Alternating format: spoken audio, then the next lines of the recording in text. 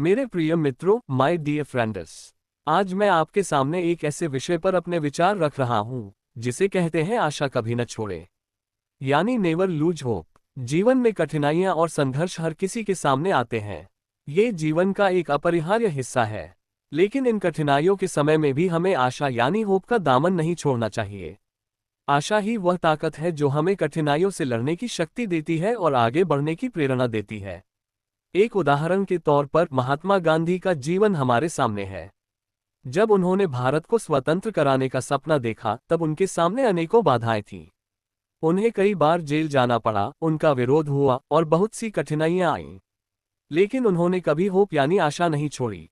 उनकी इसी दृढ़ विश्वास और अटूट आशा ने उन्हें सफलता की ओर अग्रसर किया और भारत को स्वतंत्रता दिलाई। दूसरा उदाहरण हमें हेलेन केलर के जीवन से मिलता है।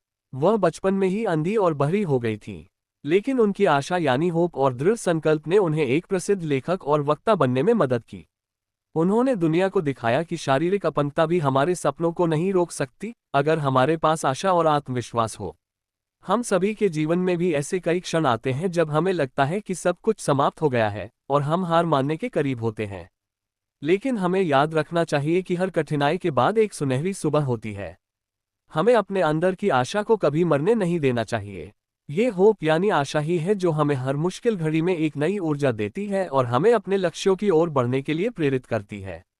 अंत में मैं आप सभी से कहना चाहूंगा कि चाहे परिस्थितियां कितनी भी कठिन क्यों न हो, हमें कभी भी अपनी आशा नहीं छोड़नी चाहिए। ये हमारे जीवन की सबसे बड़ी ताकत है और इसके सहारे हम किसी भी चुनौती को पार कर सकते हैं।